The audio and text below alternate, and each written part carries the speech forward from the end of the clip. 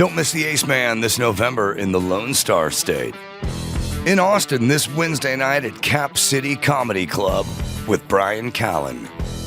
In Fort Worth, Thursday, November 20th, 2 shows, 7 p.m. and 9:30 at Hyenas Comedy Nightclub. Then it's off to the Woodlands, Texas, which is near Houston, for 2 shows Friday, November 21st at the Do-Si-Do, the Big Barn. Then Saturday, November 22nd, the Ace Man's at the Rattlesnake Roadhouse in Walnut Springs, Texas.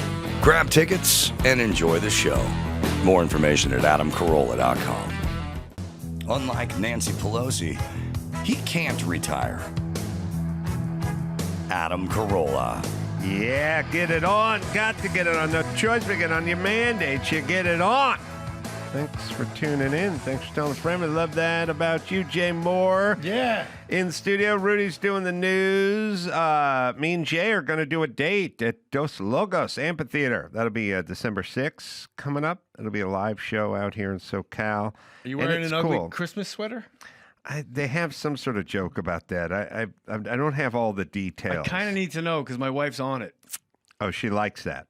I guess so. When it comes to you and me going out in public, are you wearing an ugly sweater?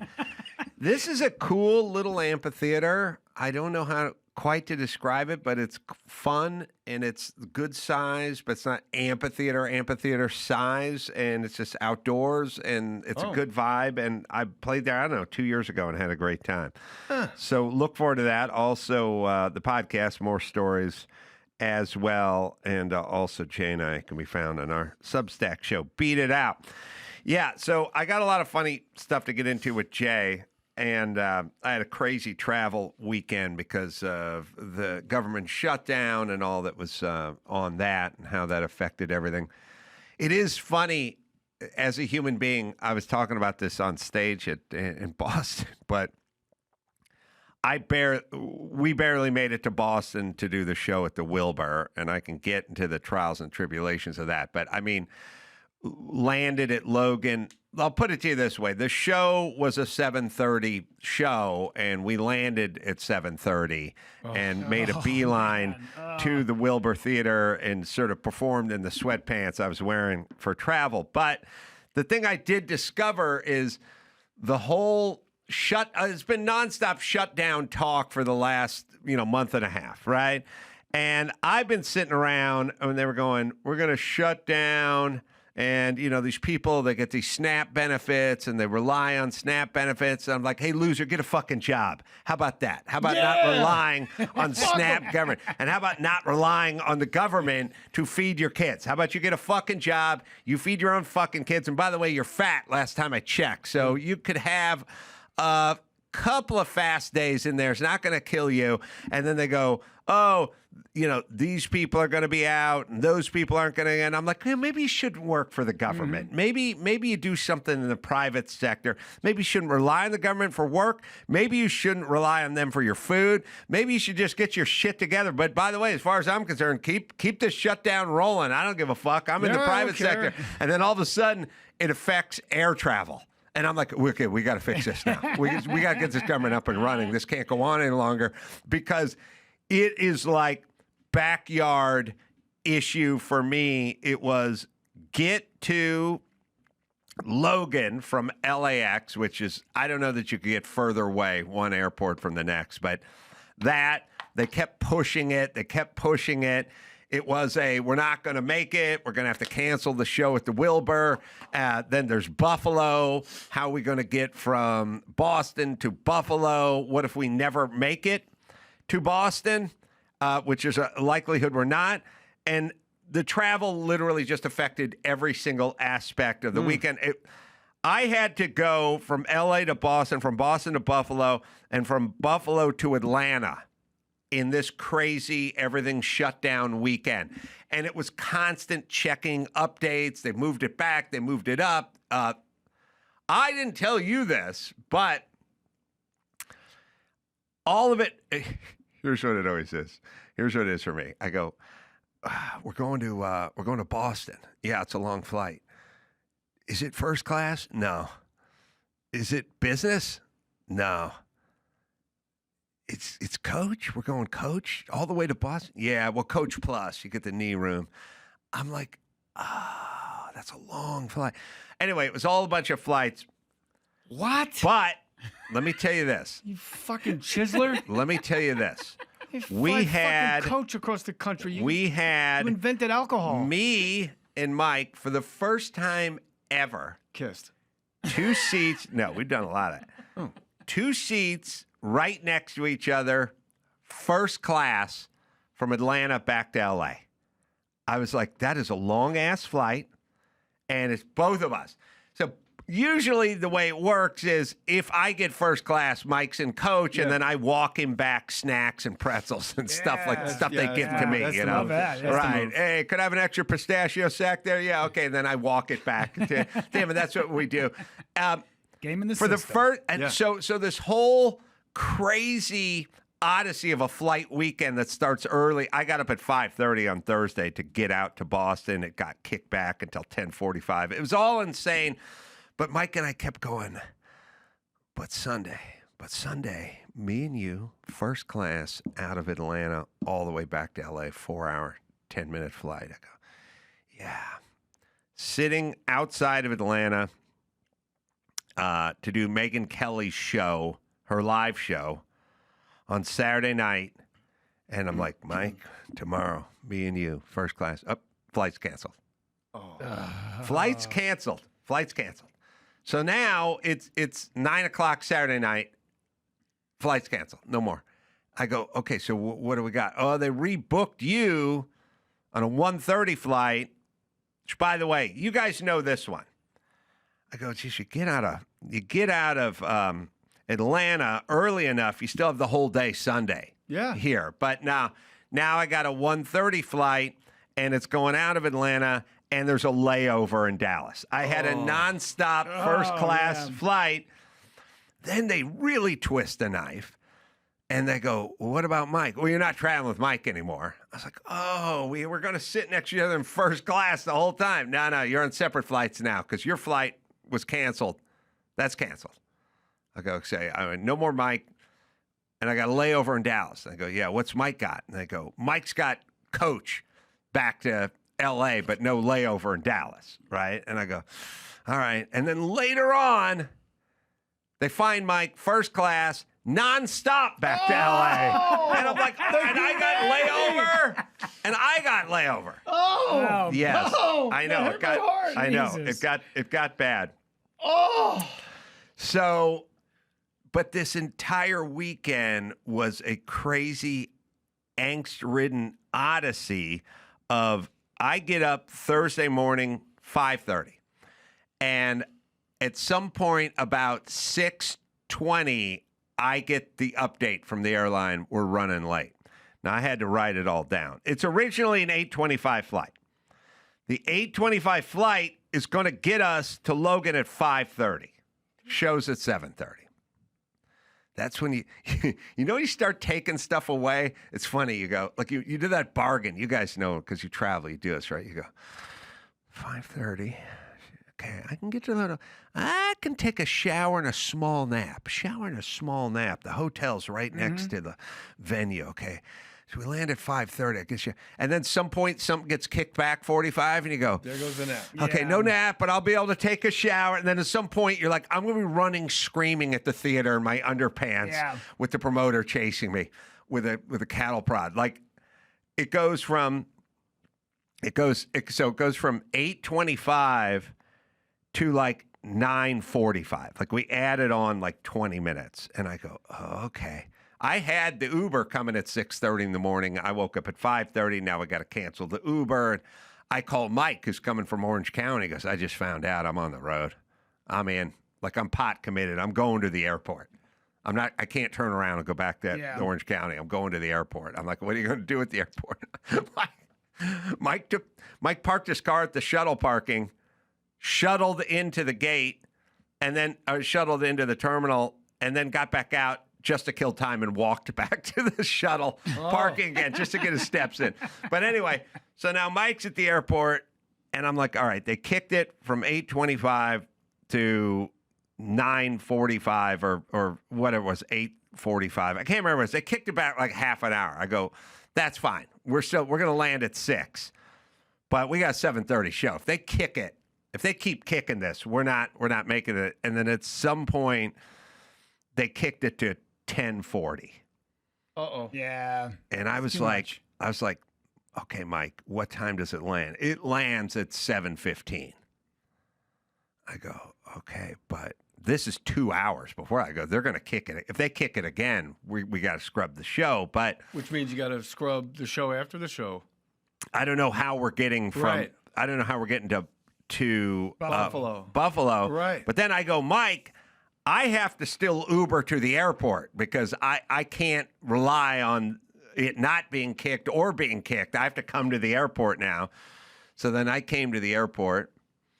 And Mike flying first class, I pulled a muscle in my rib reacting. No first class for Mike. Way back from Atlanta when I yelled, I pulled my fucking rib muscle. That flight ended up getting delayed 2 hours, so it was fine. Oh. But it was funny. So Mike and I were standing there, and I go, okay, what do we got here? And he goes, well, it's a 10:45 takeoff. Says it lands at like 7:15. So I'm like, okay, the club promoter could just the theater promoter could just pick me up at the airport at 7:15. You're behind with the luggage. You wait for the bag stuff. I'm heading to the Wilbur Theater. And then Mike looks up at the sign at the gate and he goes, okay, we take off at 10:45. Says we land at 7:15, but we're gonna make a lot of that time up in the air. I go, we are? He goes, oh yeah, flying west to east, you always make up time. I go, Mike, I think they factored that in when they put it up on the fucking board, Mike. I think they, of all people who know it's a little faster going west to east versus, I think American Airlines just wrapped their mind around that concept, and I think this is the time we're landing. We landed right about that time. He shaved a little, but you get on the ground and then you sit there. Yeah. We're on the phone with the theater. How much time can the opener do? Can you start the thing 15 minutes late? Blah, blah, blah. Great show, great people. Got there at like 8:05. But I woke up at 5:30 in L.A. and I just walked out on stage at like 8:10. I bet you were great, though. Oh, it was great. It was great. You didn't have time. Yeah, that's when we're at our best, I think. Yeah. Also, it was great. Also, if you had nothing going on, that flight would have been on time. It's always when you got shit in the hopper that you got to get there for. That's always when it happens. Oh, yeah. Yeah. And then the Odyssey was now Boston to Buffalo, which was an Odyssey. And it was all reports all weekend about closures and delays and canceling flights and canceling 10% of the flights. And Mike was just staring at his phone like he had autism, like he was on Love on the Spectrum, Jay. I know you love that show. The whole time, like, when are they going to change? When are they going to change this flight? Then we got it delayed from Boston to Buffalo, and then they kicked that back again. Everything got fucked up. Everything got delayed, except for Buffalo to Atlanta was fine. That was fine. Everything else got canceled. In Boston's defense, it's the only city where everything is right there. The airport's real close. And wherever you're performing, the hotel's either across the street or the venue is in the hotel. Yeah. The hotel's like attached. There's no to like the venue. an hour. No. You perform somewhere in Tampa and you're like, you're in the Office Park in Dunedin, Florida. Oh, yeah. It's like, why am I staying out in the where's the water? Yeah. Right. How many times you play Tampa and they don't put you near the water? Yeah. No, everything is right there. Yeah. Which was helpful. Boston's a tiny town. You forget that it's a little itty bitty town. So that's why like the revenue sharing in the NBA is so fucking stupid.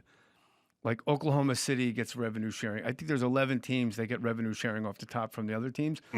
Boston's probably smaller than over half of them. Right. Like it's tiny. I think the population is 400,000. Yeah, there's more people in Cleveland. But more than double. The hotel was literally up against the side of the theater. Yeah. Like we just walked around the corner. One wrecking ball, you're on stage. Yeah. So it was nothing but travel and angst, and probably the worst weekend ever to go from L.A. to Boston, Buffalo, and Buffalo to Atlanta, and then Atlanta back to L.A. Why didn't the government shutdown affect the post office? Why am I still getting mail? They're like the most well-known government workers. Those guys are going rogue. They're doing it for the love of the game. No, they don't. Fuck that. They ain't going rogue. I was in San Diego this weekend at the La Jolla Comedy Store with Michael Yo, and he had one of the best clips. It's amazing. He had a call time of like 6 a.m. in Phoenix this morning. Last night, they canceled his flight last minute because he was going to take like a red eye to Phoenix and then get up. And he literally had to hire a driver from San Diego last night to get him to Phoenix. That's my move, I think. Yeah. Well, call time for what? Yeah, he's shooting a show there for the next couple of days. In Phoenix? In Phoenix. I never heard of a show in Phoenix. Good for him. Yeah. So, but yeah, I had to drive that 6 hours to get him there on time for his call time at like 5 a.m. How about when you do like a big corporate event and then you get that call? They want to know what time you want to do sound check. Yeah. I'm like, what? Yeah, sound check. What time do you want to do sound check? Yeah, like you're an REO Speedwagon. Yeah, see if my keyboards work. Yeah. Where's the loose side in front of the drum kit? Just turn the fucking mic on. Pyrotechnics? Have you ever done a sound check? No, But you've been asked to do it. They always do. They go, come on out at 5. I go, what time's the show? 8. What's my at nap 5? time, That's sound check. Yeah. I got Adam to do a sound check once. Where? I did? Once when we were recording your first special. Who's straight Michael Stipe next to you? We were in Portland. Oh, we're in Portland. We're in Portland recording, and it was the first time, and I was so happy. But you were recording at least. Yeah, but that's when Even you got a a sound check. special, You like have done one sound check in your life. And Yeah, that I was was So like, you walk up, you go, hi, hello. yeah, make sure the mic works. You yell va-boom. Fuck it. Boom. Yeah. Sound check. I know. What better way to let me know you've never had a comedian work with you ever than to ask me to do a sound check? That's my nap time. My nap is my most important part of my day. There's only one thing that derails nap time. Coaching wrestling and the Adam Carolla show. Oh, thank you. That's the only thing. Yeah, for me, it's just the Adam Carolla show. I'm asleep. I don't coach wrestling. I'm asleep in 48 minutes, Ace. I love a nap. I believe in the regenerative powers of a nap. And even if it's 15 or 18 minutes, to me, it's like an iPhone that's dying, and you go, I'll just plug it in for 15 minutes, and it'll get me. I can use it, and that's what I do, and that's why when you get up at 5:30 to go to 5:30 a.m. to go to Boston, I could just get into that room and close my eyes for 20 minutes. It makes such a difference. You don't sleep on the plane? Me and Mike were in coach. And we had the extra knee room, so it was kind of okay. And yeah, I'll end up closing my eyes, but it's not really sleep. It's just sort of I've closed my eyes. Saturday we drove up to Soledad State Prison. I spoke inside the prison. Oh yeah. And I brought a buddy with me just so I could nap in the car. And it's one of those naps where sober talk. Yeah. Mm-hmm. And you ever do these things where you're not sure if you slept or not? Yeah.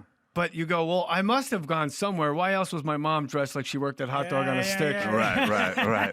It's like these weird fucking things you think of. It's so like this weird mind thing. And I'll have to review my thoughts to realize I went somewhere. Mm-hmm. Like my mom was dressed like she worked at Hot Dog on a Stick. Yes. And there was somebody next to her on a bicycle. I'm like, they don't have bicycles in Hot Dog. Yeah. I must have gone They're somewhere. butter churns. Butter churns are good. My mom worked that well. The butter churn? Yeah, and that's how she taught me. I applied for a job at Hot Dog on a Stick when I was like 17. Well, you're not Taco Bell material. I know, but Hot Dog on a Stick, while all the other fast foods were paying $3 an hour, they're paying like $7 an hour. Well, look at the outfit. I know. And I was like, I'm applying. And they're like, we're not hiring dudes. So the discrimination never ended. Is that a thing? They only hire ladies? Not Back anymore. then, well, they put them in Pan Am stewardess outfits from 1974, you know? You'll love this. I'm at a meeting and the men's room is taken and I have to pee so bad and I got a commitment there. There's stuff I got to do at the meeting. So I go into the ladies' room, I lock the door and I pee and I come out and there's a lady waiting and she goes, you can't go in there. You're a man. I go, don't misgender me. Said it right in her face and I walked away. I felt so victorious using the woke's garbage against them. Brunt workwear, yeah. Before Brunt, man, I had work boots, but they just destroyed my feet. Man, it's tough at the end of the day. You know, they're heavy. They make your feet sore. You finally take them off. You get some relief for those dogs. Yeah, Brunt, man, every time. They do great workwear. But slipping on the Brunt boots, well, man, it's a completely different story than the old school boots. Used to get the Sears boots back in the day on the construction site. Anyway, they're super comfortable right out of the box, no break-in, no worse for wear feet after long days, and it's not just comfort. They deliver protection and durability. You need it on the job site. I'm rocking these Omen boats right now. Omen boats by Brunt. Yes, they're lightweight, they're water resistant, they're slip resistant, oil resistant, heat resistant, and even electrical hazard resistant. So they're electrical hazard rated. Safe. And you can finally have work boots that feel as good as sneakers, but stand up to the toughest conditions. Over 500,000 people agree, and Brunt lets you try the boots on the job, plus free shipping. If there's a hardworking guy in your life, Brunt boots and apparel make killer gifts that keep him comfortable and safe all day. It's Brunt, right, Dawson? With the temps dropping and the holidays coming up, it's time to treat yourself or the hardworking man in your life to real comfort. Skip the throwaway gifts and get them something built to last. Brunt Workwear. Our listeners get $10 off their entire order with code ADAM at checkout. That's bruntworkwear.com and use code ADAM. Order today and let them know you heard about it here on the show. Homes.com. Well, some might say Homes.com is the best home shopping site. It may be. Homes.com's super comprehensive, transparent agent directory. Or maybe it's that Homes.com is the only site that always directly connects you with the listing agent who knows the home the best. Perhaps it's because Homes.com has the most in-depth neighborhood content of any home shopping site that's extensively researched to highlight the personality of each neighborhood. Homes.com goes above and beyond to bring home shoppers the in-depth info they need to find the right home. So if you're an enthusiast like I am and you love going online and checking out places, you'll go to Homes.com. Homes.com, that is, Homes.com. We've done your homework. So it was a crazy odyssey, but all the shows were good. Your flight got bumped, and then they bumped it back. Oh, that was... You skipped that part. The part That's created the cuckoo part. the most anxiety is Mike and I are sitting in the lobby of the hotel in Boston. And we go, what time's the flight? Well, the flight's 10:05. Okay, what time is it? So it was like 8:10. So, all right, we got some time. Hope they're not going to fuck around with this flight. And then all of a sudden, he gets the text alert. It goes from 10:10 to 10:45. It got kicked back 35 minutes or so, somewhere in there. But it got pushed back. So Mike and I are sitting there, and Mike and I are going, well, they keep bumping this. We're going to have to rent a car to drive to Buffalo. And I weighs it to Buffalo. It's like 6.5 hours or something. And Mike's like, we'll drive. We'll just get a rental car. We'll go to the airport. If they bump it again, we'll get a rental car at the airport. We'll drive to Buffalo. All right. So we're sitting there, but now we got some time to kill. And so Mike goes, well, why don't we take a walk around the Commons? That's like Central Park of Boston. Yeah. And you can see where they film Cheers and stuff like that. So we go walking, and again, it was 10:05, and then they bump it to 10:45, but it was now like 9:10. And I said, well, we should get back and get down to the lobby and get to the thing where they're probably going to bump it back again. And then Mike's phone goes off, and it's an alert from the airline, and it says, no, it's back to 10:05. Motherfucker. And Mike goes, I go, what time is it? And I goes, it's 9:10. So I go, it's 9:10. Yeah. And it's back to 10:05. Yeah. I go, we're 3 blocks from the hotel, and my bag's all over the place in my room. So is your bag. We're not going to make it. Like the airport's 15, 20 minutes or whatever, 15 minutes. I go, well, we're not going to make it. And Mike's like, we're going to start hustling. And we just hustle it back, go into the room, start shoving everything into any bag, any opening on any bag. Night before, Ace. I know. Shove it all in there, go running down to the lobby. Mike's like, I called an Uber. I don't know where the guy is. You know, we're running around. Mike's coming down. He just shoved everything. We get in the car, at like 9:20 for a 10:05 flight. Ooh. I go, it's going to be 15 minutes. We're not making it, Mike. No. We're not going to make it. And by the way, there are no other flights to Buffalo, and the show is tonight in Buffalo. So I go, we're not going to make it. And when we pull up, Mike goes, you go without me. You go.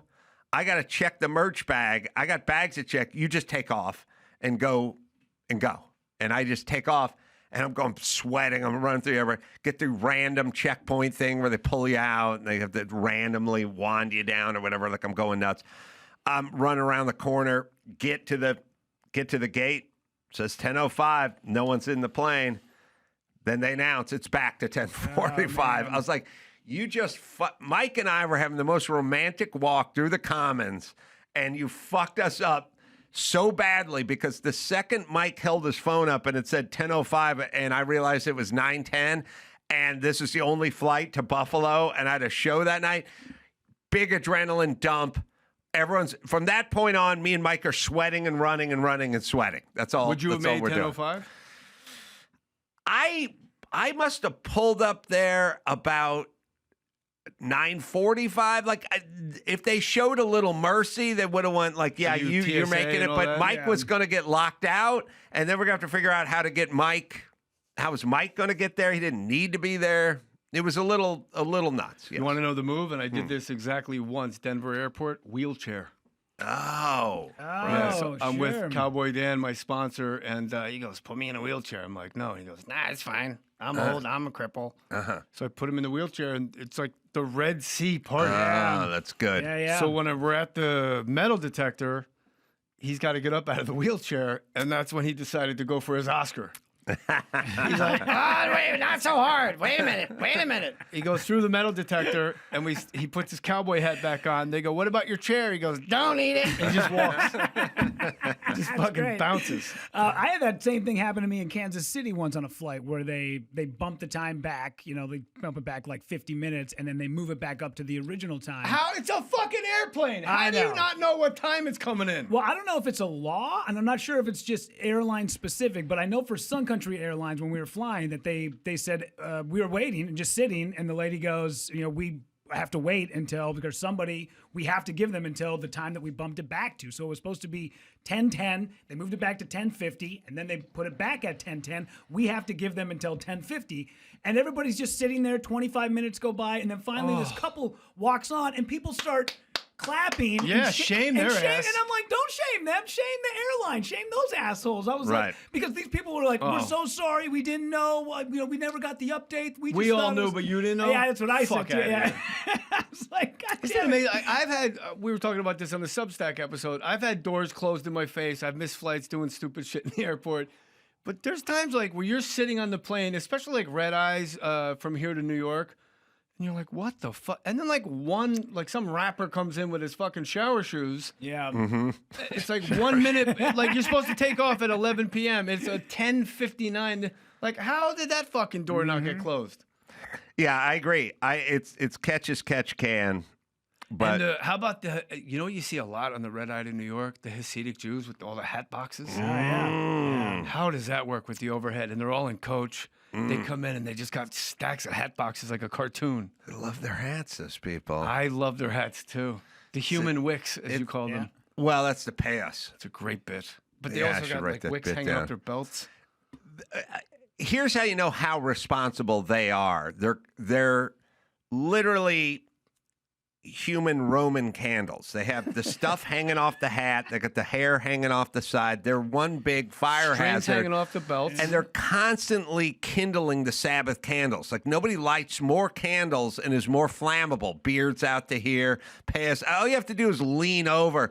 You go up like a Roman candle. They never light themselves on fire. That's how sober and responsible the Jews are. Because if anybody should light themselves on fire, it's the Jews.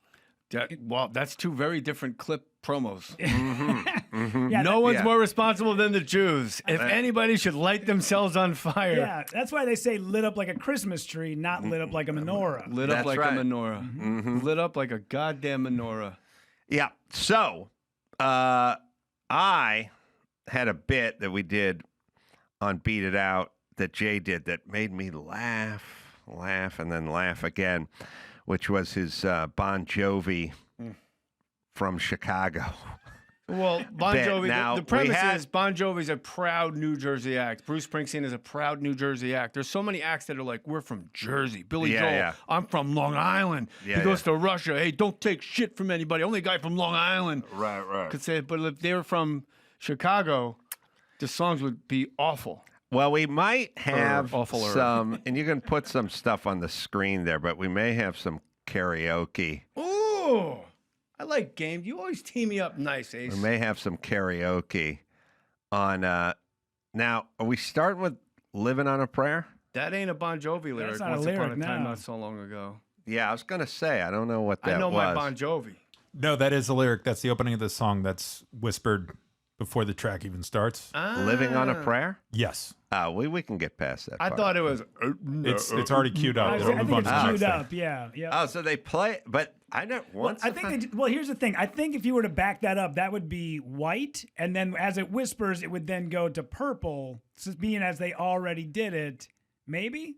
Are you a karaoke nerd? he Yeah, a obviously little bit. knows What's your something go-to? about it. What's your go-to? There's a few of them in there. I love having a duet and doing. We Built This City. And I also love what's the other Starship song? What's the other banger that they got? Nothing's going to stop Nothing's us gonna now. stop us now. Oh. Thank you. Yeah, that's the other. You know one. what my yeah. go-to karaoke song is now is Rocket by Herbie Hancock. Oh, really? Because it's just instrumental. Yeah, Do smart. my zipper, zipper on my coat. Yeah, I'll do. When I do a duet, I do "When I'm With You" by Sheriff. Oh, Really? You make a face. You'll hear I it. don't think I've heard it. You have. All right, let's see it. Let's hear what this sounds like. Sorry. Chicago Bon Jovi. Yeah. Tommy used to work on the decks. Union's been on strike. He's down on his luck. It's tough. Yeah. So tough. The Bears. Gina works the diner all day. Working for her man. She brings home her pay for love. For love. Come on, sing it. She says we gotta hold on to what we've got. It doesn't make a difference if we make it or not. We've got each other, and that's a lot for love. We'll give it a shot. Whoa, we're halfway there. Whoa, living on a prayer. Take my hand, we'll make it, I swear. Whoa, living on a prayer. All right, we got it. Thank you for Bon the backups, 'cause I Jovi was was not from hitting that. Chicago. Oh, that made me laugh. His 6 strings in hack. We do have. Fucking Chicago What is- mumble mouth idiots, and they're all so proud of it. Everywhere you go, I one don't guy like says- anybody. I'm one- jealous though. One guy says he's from Chicago. They're like, no kidding. I'm from Chicago. You want to get a split of sausage? Let's go down to Fat Sales and split a sausage. You fat-fingered fucks. All right, now we Yeah. got Billy Joel, another What proud. about the Cubbies? Fuck them. I hope their bus crashes in the parking lot. Billy Joel's also a proud Jersey guy. Give it a try that. Long Island Ace. Oh, Long Island. Sorry. If Billy Joel was from Chicago, Oh yeah. Sorry. Here it is. 1 second, please. All right. how long I gotta wait? It's like charcoal. Bring it over. This one goes out to Mike Ditka. Anthony works in the grocery store, saving his pennies for someday. Mama Leone left a note on the door. She said, Sonny, move out to the country. Ah, but working too hard can give you a heart attack. You ought to know right now. Who needs a house out in Hackensack? Is that all you get for your money? And it seems such a waste of time. If that's what it's all about. Mama, if that's moving up, then I'm moving out. All right. So Moving I out. I was talking to Andrew on the ride in. Fucking fun as hell. I was talking to Andrew on the ride in, and I was like, who else is from Jersey? What other bands are from Jersey? And Bruce Springsteen. By the way, Do you have to pay for these? you'll, I don't know how it works. Flying coach like a zilch. I told him, Ham and egger. I was on stage in Boston, and somebody yelled out the Bruce Springsteen Bon Jovi joke. And I go, you guys know Jay Mohr? And they went, yeah, they all cheered. I said, he told me never to do this joke on stage, but they... He could throw that speedboat by you. Yeah, they made me do it, and it worked, but it's only because I prefaced it with Jay "Do you Mohr guys said know it would Jay never Mohr?" work. Yeah, we're just not going to buy tickets to see him when he's here. But he said this joke. He said never to do this joke on stage. And I found out with the audience, all you have to do is go, look, I probably shouldn't do this. You do it! This one's a little too dirty, I think. Oh, come on! Dawson, you would have hit that 40-minute mark if you followed our little cheat. Yep. I can't do this one. It's about Obama. I ended up And doing blacks it, in general. and they loved it.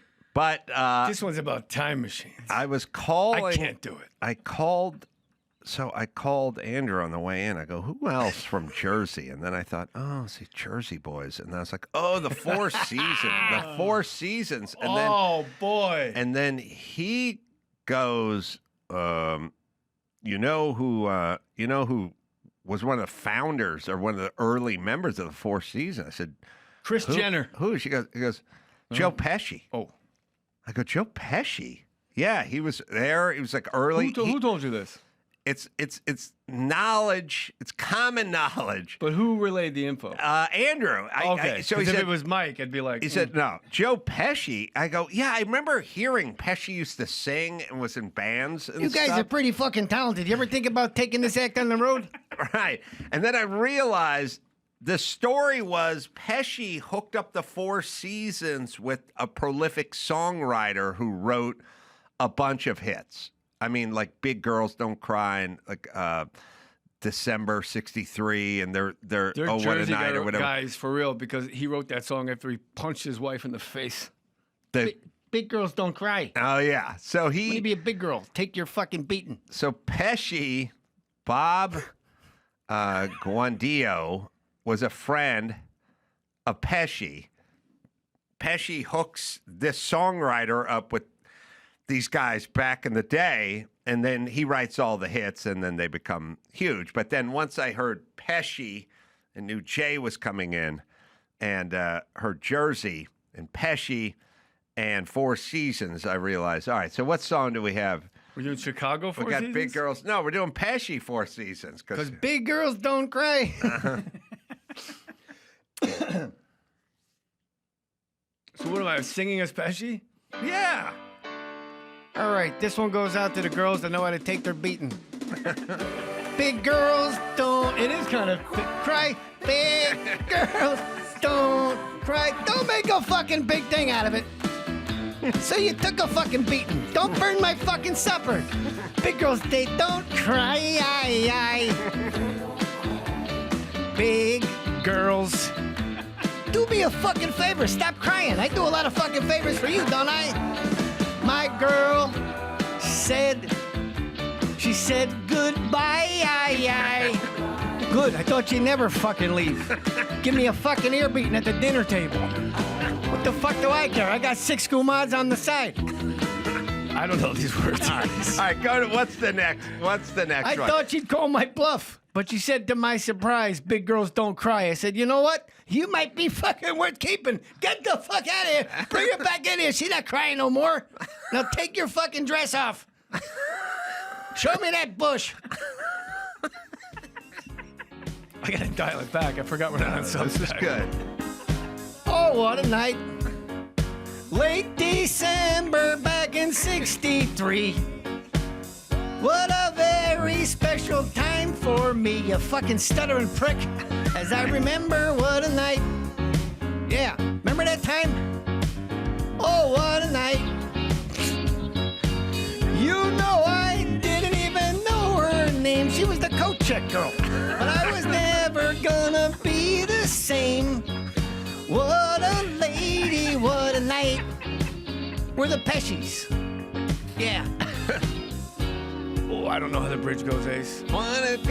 Take it, Ace. Adam Carolla. Into the room, and as I Rudy, God forbid you fucking jump in. We're trying to record a fucking record. Rudy, get on the goddamn mic, you fucking prick, you. Oh, what a night. yeah. Yeah. Hypnotizing, mesmerizing me. She was everything I dreamt she'd be. Sweet surrender, what a night. She fucking took care of the whole crew. All right. Harvey Keitel We loves get the it. Four Seasons. What a night. What a night. I was mesmerized. You Yep. should have seen her ass. You got to realize I'm in the car going, what about the Four Seasons? And then Andrew goes, well, you know, Pesci was part of that. And I was like, Pesci, Four Seasons? I put Jay the whole Mohr. fucking band together.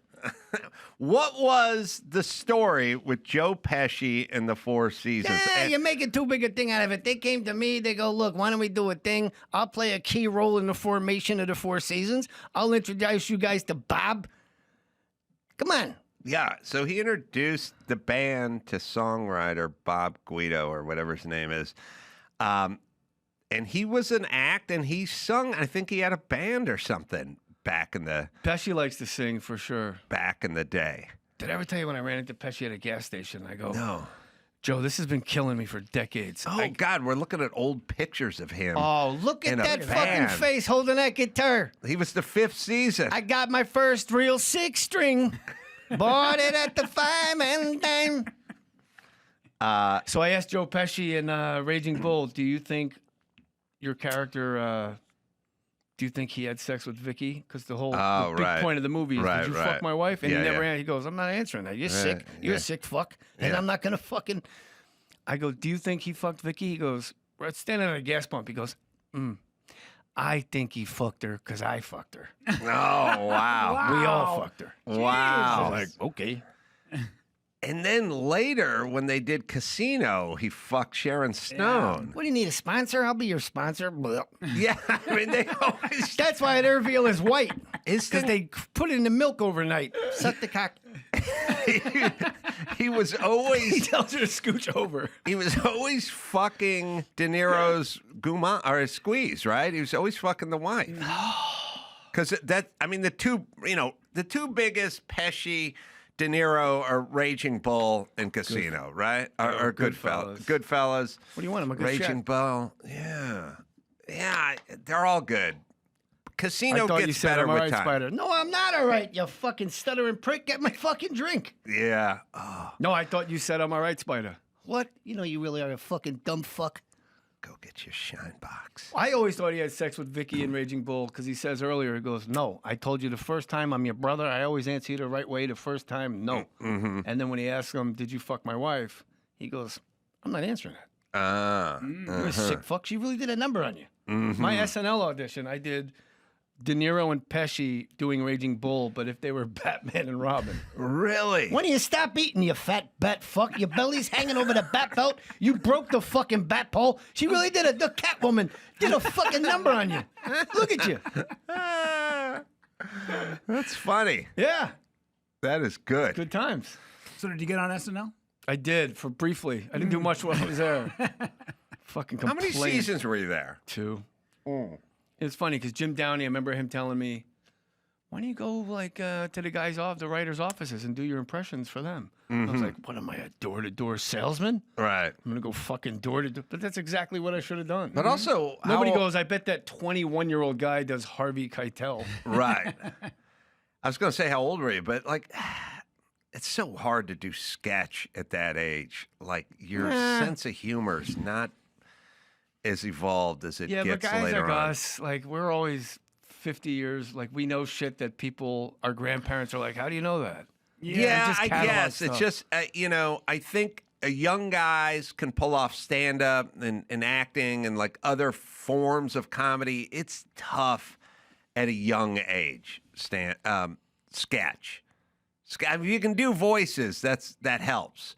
But just in terms of, an evolved sense of humor. I didn't know how to do original characters. If my audition was do original characters, I don't know. Right.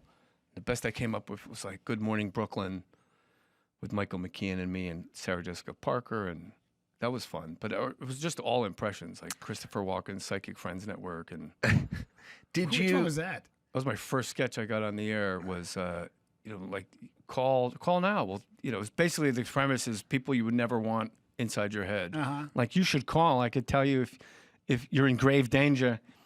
Or maybe you need help with your romance. I could be at your house by now, waiting in your garage, even if you're not home. And then Tim Meadows came out as Todd Bridges, and David Spade came out as Crispin Glover.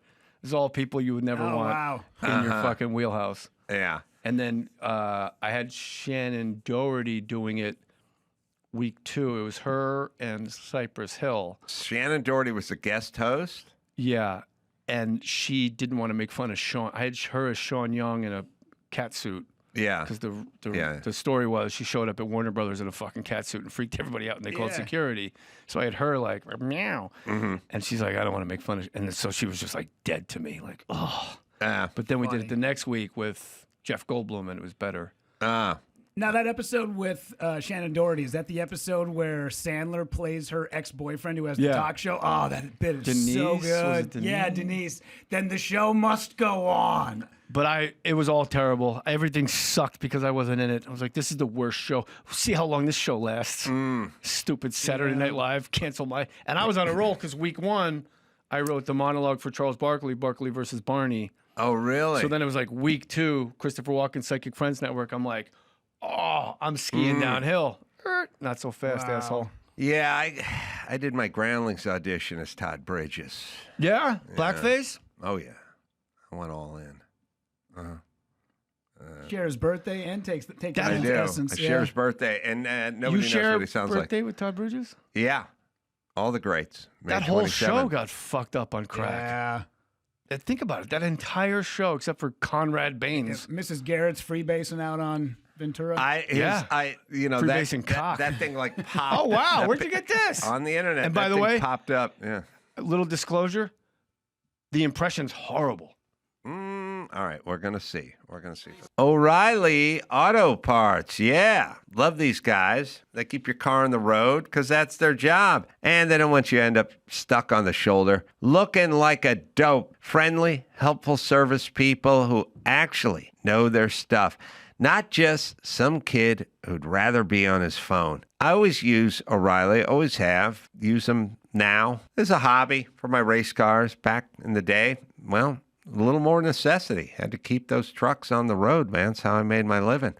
Thousands of parts and accessories stocked in store and online. So you don't have to panic when the check engine light appears.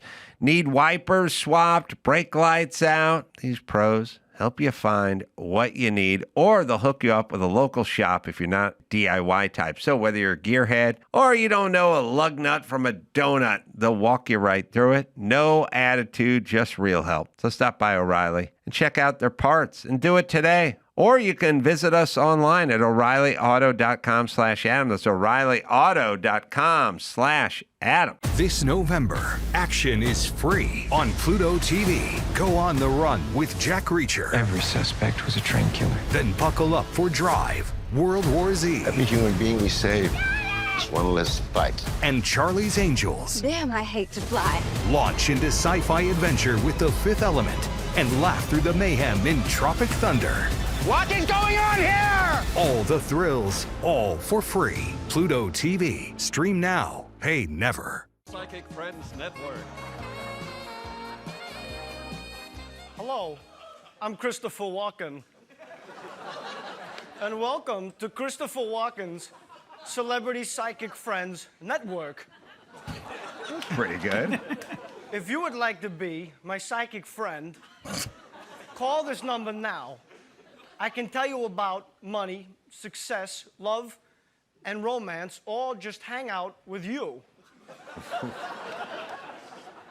All it takes is a phone and an open mind. No one That's a will great know. line. No one. I can tell you things about yourself, things you don't know.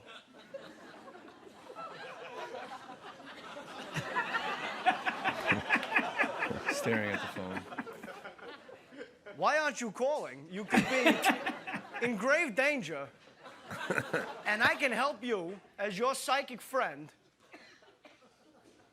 While we're waiting for your call, I'd like to introduce my first guest. It's someone you already know.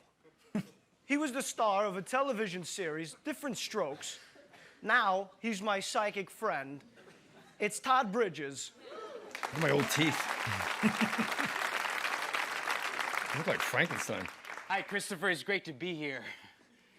I know. There you go. It's like Larry Todd, Holmes. tell us how you became a psychic friend. Well, Christopher, I had just killed someone and I was high on crack. And then I called the Psychic Friends Network and you let me know I was in grave danger. Oh, that's wonderful, Todd. We're very, very proud of you. If you'd like to talk to Todd and be his psychic friend, call now. Todd could come to your house and advise you, but he can't unless you call.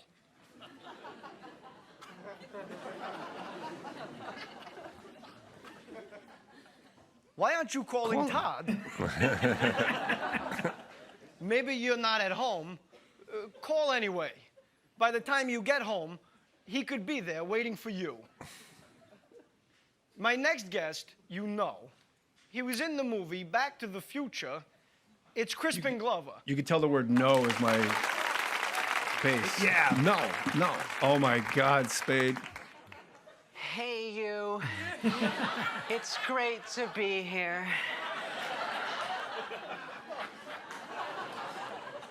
Crispin, how did you become a psychic friend? Well, Christopher, I'm not really good at confrontations. So I called the Psychic Network, and you told me I was in grave danger. That's nice, Crispin. If you'd like to know about future success, money, romance, or grave danger, call us. Do it. No one will know. All right, we got it. Thanks, guys. I like that. I haven't seen that since it aired. I like that Tim Meadows. I watch SNL now, and in the last couple of seasons, I've noticed a lot of the actors, they tend to drop, they come out so strong with the character, and they have the little things like, notice his hands, he's twitching them the whole time. Tim he's stays rubbing in them. it. He stays in it the Yeah. entire time, yeah. Tim's a good guy, too. Chicago like it. guy, that Tim Meadows. Is he? Oh. He Seems works on the nice. decks. The only thing about Drives a Todd Cadillac. Bridges is nobody knows what he sounds like. Great. So When you hear my makes it Ulysses S. easier. Grant impression. All right, that's my point. Dear Martha. So you 2 seasons, get out of the gate, but I don't know, like if you had a magic wand, would you have liked to done SNL when you were 30 versus 21? And Jerry Maguire after that, so it all worked out. Everything, like, the Legos clicked the way they should have clacked. Yeah, I agree. In the end. Now I think I would do better at it because I don't care about much. But I don't know the answer to that. No. But it was like so competitive and there's Yeah, so but much it's not like politics and stuff. I was my own worst enemy. I just didn't know how to play well with others, and I was a powder and a drunk. Mm-hmm. Yeah. Well, that's why maybe better at 30. That's all I'm saying. I was worse at 30. Oh, okay. Don't you remember me canceling this show? Running out of gas? Oh, my God. I did run out of gas. Because I was too high to look at a gas gauge. Bing bong, bing bong, bing bong. Yeah. Fuck I it. remember when Tom Sizemore came here and went to the bathroom and came out covered with talcum powder. Wow. Because what he did, I've done this. I don't know if you guys have ever done this, but like every once in a while, you're wearing like linen pants. You take a piss. Ugh. You put your dick back in. There's a big spot. Once right? in a while. Yeah, every Every Tuesday. single time with Right. this fucking monster hog. So there's this like spot on your linen pants, and you realize it looks like what it is. You trickled your urine in your pants. So on rare occasion, I'll go to the sink and just hit myself with some water. And I'll go, oh, man, I turned on the spigot and it just came flying out. Smart. And that way it looks like I got blasted, but it's not piss stain. But I added stains to take away the piss stain. I think Sizemore was doing blow and something But he doused himself with talcum powder, which just made you. I don't know what he wanted you to think. Like Who somebody puts talcum powder outside their body? Someone put an face? M80 in the talcum powder thing or Was it something. like wait, hold on a second. Was it like on his face? Like he was in whiteface? Yes, like in his he was powder mind. I would assume he was doing some blow or something, and it got on his shirt or Safe something, assumption. and he thought if I can just put it all around me, that it's going to look like I had a mishap with talcum powder. But I remember I got off a plane once and I had to go right to a wrestling tournament, and I was snorting blue Adderalls. The 10 milligrams are blue. And I'm like, I'm so proud of myself. Like from the airport right onto the mat, I'm wearing a suit. And the head coach is like, what the fuck's on your face? I just had blue streaks. And I'm thinking fast. I go, oh, you know those Vicks Vapor Rub sticks? That thing fucking broke off in my nose. I'm still dealing with it. yeah, And my son busted me once in Hawaii, and he's like, "Why is your nose all orange?" I'm like, Right. "The goddamn tissues in that hotel." yeah. You know The those thing about- tissues, and my son's like, "I just thought you were high." He's like 6. He goes, "I just thought you were high again." Yeah, the thing about addicts is stuff happens to them that never happened to anyone else. Yeah. And it was interesting when Leno was telling me about Charlie Sheen, and they sent the limo because he was going to be the guest, and he called and told Jay the limo got T-boned and is destroyed, and he can't make it. T-bone, he got T-bone, man. Yeah. Yeah. But of course, I didn't it say never I got happened. fucked by guys. I said, I said I had sexual experiences with guys. There's a lot of different ways to have sex with a man. You got to flip the menu, man. See what's on the other You backside gotta of the flip menu. the menu, otherwise you don't know what you're railing against. I did. Speaking of rails, I did interview him about I know I flipping watched that menu. Pretty forthright. I'm not saying I had like butt sex with a guy. That's not what we're saying at all. Like there's other ways that you can make love to. You lay down, you cuddle, you spoon. Next thing you know, there's like boink. You do hello, tiger blood. Hello, Cincinnati Reds. What are we talking about? Well, listen, Charlie. I'm going to give you an ass pass because when you do enough stuff and enough drugs, it's kind of all on the table. All of it, man. Yeah.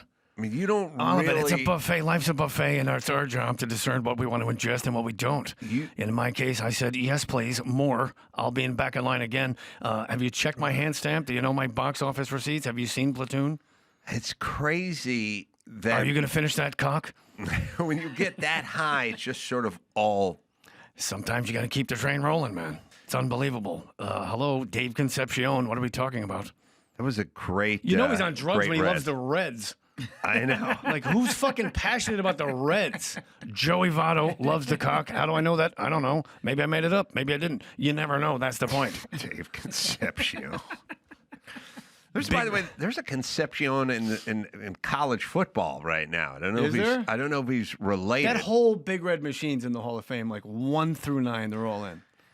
Except for Pete Rose. Pete Sabo. Hello. Right. You got crazy balls in his bat, or were they crazy balls? I don't know. You have to look inside, get an X-ray machine. Who does that? It was crazy that there was a time when I could name all the starting players on the Cincinnati Red Sox, and I didn't even like baseball. Cincinnati who now? I mean Cincinnati Reds. Stupid Adam made a mistake. Reds. Save that and fetch your Reds. fucking clip. Red Stupid Adam. Sox. Cincinnati Reds. The long stockings. The Pippi long stockings. Yes, the Cincinnati Reds. There's your clip. I haven't even said Cincinnati Reds in a long time. That's probably how bad they were. 1, 2, Johnny 3. Bench. There's only 4. I made a mistake. Wow. There was Joe Morgan. Tony Perez, Joe Morgan. There was George Foster. Was it George Foster? Yeah, he's not in. I made a mistake. He was on. They traded him. He was sullen. Yeah, but He was sullen. And he had the mutton chops like he was fighting in the Civil War. And I liked Marge Schott. I liked her because what a shock. She had a Saint Bernard and she was a racist, and like that's Shotzi. 2 for 2. Yeah. How about the dog would just shit on the AstroTurf Yeah. and she'd leave it there for her $1 million babies? I'm not saying it. You could say it. Yes, I love Thanks, that. good. I got more to lose. I loved it. I loved that she was hated. I By loved the that she way- had a Saint Bernard. My net worth is still $4 million. What do we got to call? Oh, is your net worth still $4 million? Indignant. Yeah, I don't know. The net worth thing's hard to figure out. What's your net worth? It's still $4 million. It's difficult to pinpoint. That's what it said in the article. 4 million, huh? I feel like that's most of Los Angeles. If you can own a house in L.A., then you're 4 million. Yeah. But go back to the synopsis. That was great. It's tough to pin down exactly due to his candid admissions about past financial struggles. He's stated in 2024 he does not have, quote, Hollywood money because so much of his earnings went to the IRS and substance abuse earnings. Mm-hmm. Oh, yeah, I sold a $4 million house and I made $7,000. I was so in debt. That was fucking great. Is that true? Yeah. Wow. I had no Amex. They took that away from me. Yeah, I sold a $4 million house and made $7,000. Keep scrolling down. I want to see what else. It's good. No, I don't go. I'm an open book. You know that. Wow. Yeah. But now look at you, Chad. Yeah. That was a nice house. For how much, you abused yourself, man, your mind is so incredibly sharp and you've never lost a step. That's the one thing that Adam always talks about. And I still get shit to this day about not knowing that Judge Ito had hourglasses. Who's the only guy? I nailed that fucking question. You're the only guy. Yeah, it was the whole thing. Yeah. But we also did a sketch about it. Mike Myers was, and isn't it weird? Oh, you did a sketch about it on SNL? Yeah, and he had all the hourglasses up. But isn't it weird that? Do you think that's how you know? I mean, it didn't hurt. See, it's an interesting thing because the only thing I would remember about Judge Ito is he had an obsession with timepieces, like hourglasses and stuff, all over his desk or his bench or whatever it was. First off, I would argue none of your outside world shit makes it into this courtroom. Yeah. You know what I mean? Troll like dolls. It's like I love. Yeah, I just mean The boo-boos. What do you think, Mr. Whipple? Well, I mean, what if you're a big USC fanatic, you know what I mean? And you had a bunch of John McKay autographed jersey and stuff like that. And That would be it's on the lady appropriate. holding the scales. Yes. No, when I'm saying, okay, here's what I'm saying. Troll dolls was fucking. That's the winner today. What I'm saying is strip like every once in a while you'd go into a strip club parking lot and you'd see some pink Wrangler Jeep out there and have a child seat in the back. And you'd go like, I don't want to see that when I'm coming into this I'm coming into Thirsties and Van Nuys and I got to see Suzuki a child Samurai. seat. Yeah, I went to a peep show in New York in Times Square once. I think me and Jimmy, like way back in the day. And they do the weird peep thing, and you look through the thing, and I saw a stroller parked in the back. Yes, and I was like, it's off. Yeah. It's off. So That's when I'm just getting warmed up. right. So my whole Where's point the baby? is, Let the boy learn. You can have none of your outside world in here. Mm-hmm. And whatever you're into. What's she supposed to do? Chain it to a no parking No, sign? I don't know. I didn't Give it yell the at her, club. but I'm saying, look, you may be a huge fan of the Big Red Machine, but I don't want to know it from the judge's chambers. Yeah. I don't want it. I don't want it on the desk. Especially if you show up in a Notre Dame t-shirt. I don't want to know what you're into. Yeah, I don't want to know what you're into. My plan is you're not into anything but justice, and that's all. And he would litter his desk. There was a dozen. With timepieces. Mr. Simpson, have you, man? And the only person, and I asked Drew, and so it's weird because I didn't have any special connection with it, but I just saw it on TV like everyone else did, and it seared into my brain that this guy had these things on his desk. But then when I would ask everybody about it, they'd go, I don't know what you're talking about. Like I'd go, what was he known for? Ito. I don't know. Mark Garagos is the only guy I knew because Mark Garagos, was in his courtroom probably. His background, his dad, Mark Garagos' dad was attorney or public defender or something like that, DA or something. He was a prosecutor or something. But also, I said to Mark Garagos, I said, like, do you remember? And he goes, yeah, I was into timepieces. And then he paused and he went like, he bought my dad a Rolex once. And I was like, okay, then you would know. Sure. That would be a memory. Timepieces for is you. one thing. Hourglasses is fucking bonkers. Well, it was weird that, in my mind, the only reason you would know Judge Ito is for that, if somebody said that. And when I checked with everyone, nobody knew what I was talking How about about. the trial of the century? You could pick any judge, and you go, how about the guy with all the hourglasses on his desk? Right. Oh. Yeah. But I noticed he had the white guy voice. Yeah. And then I thought, Tony Gwynn and him, I think, when somebody of a different race has the quote unquote the stereotypical white guy voice, right? I think it's the same voice. Like Tony Gwynn and Judge Ito might have shared a voice. I just try to put the bat in the ball, and Mr. Simpson. Anyway, But Yeah. No, I mean, maybe it's professional, sort of Madison Avenue friendly, not going to get lumped in with whatever you think I am voice. Maybe it's like a generic, But they say friendly like if white somebody guy has a voice. baby voice, maybe they had trauma when they were that age. Like Yes, a girl always. doing like a baby voice. So Always. like, did these guys have white trauma? and now he's stuck going, Mr. Simpson. Are you ready to be Yeah, there's Ito. wish this were over sooner. That's Tony Gwynn. Now, Counsel, I now you realize sound that like we're my all tired girlfriend. and we wish this were over sooner than later. But this kind of petty bickering is not appropriate. And if you heard the snickering of the jurors as they were going out, they thought it was pretty silly, too. Shut up, Yoko. You know what? You blew it.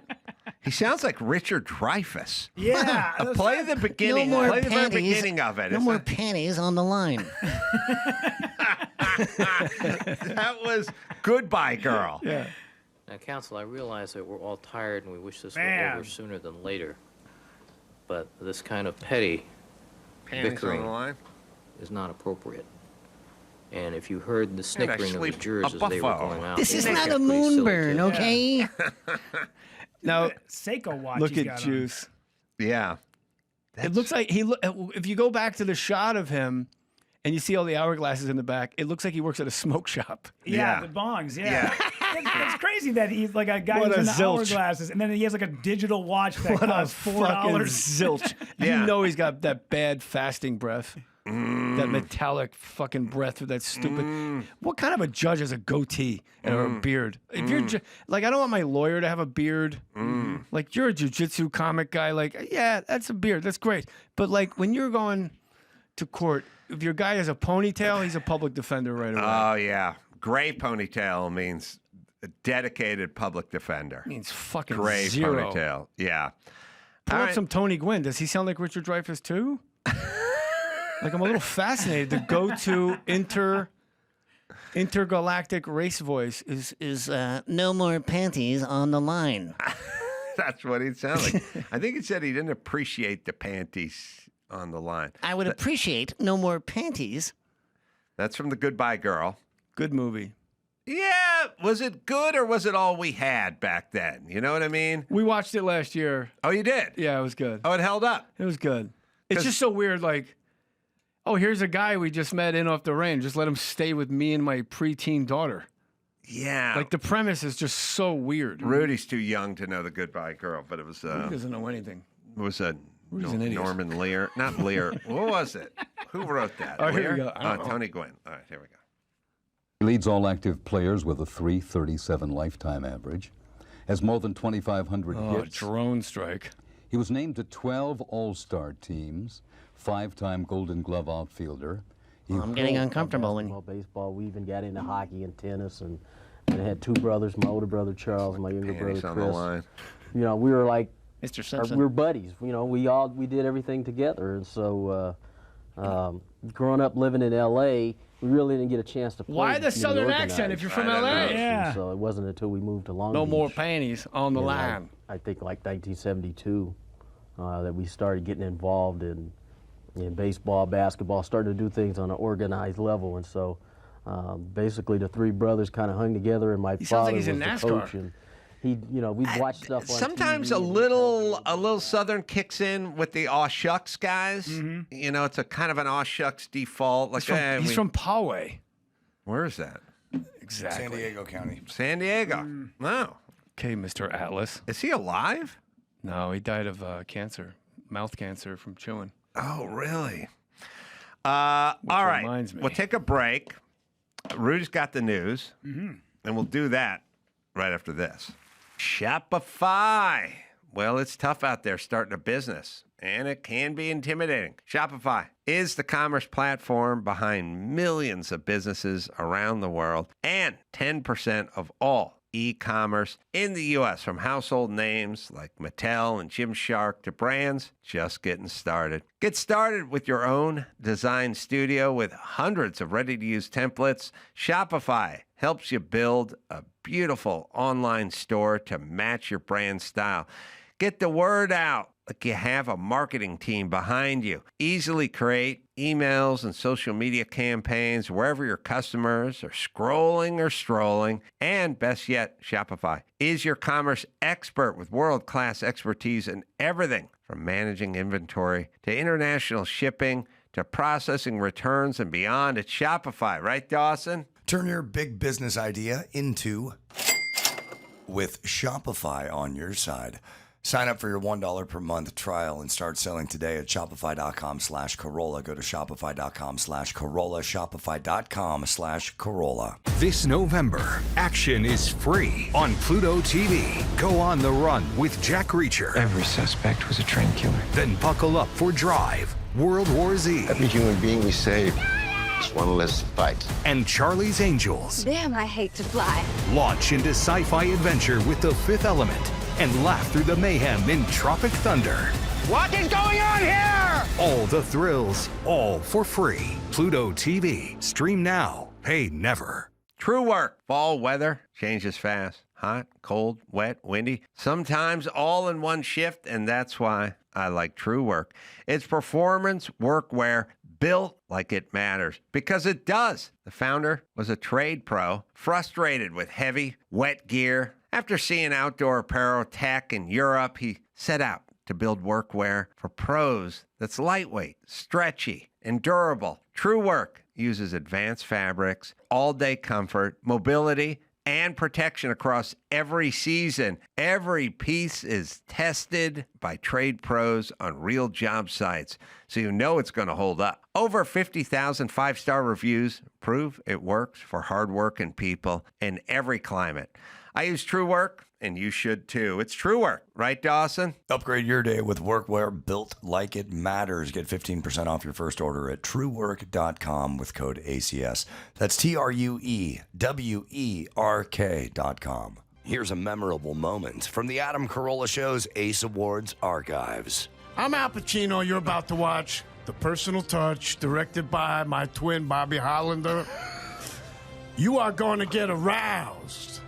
You are gonna get tight pants where you're gonna think you're shopping and you put on pants that were too tight. You need to go to the Husky section to accommodate all the boner juice flowing through your crank. Yeah. Don't believe me? Watch it. Don't say I didn't warn you.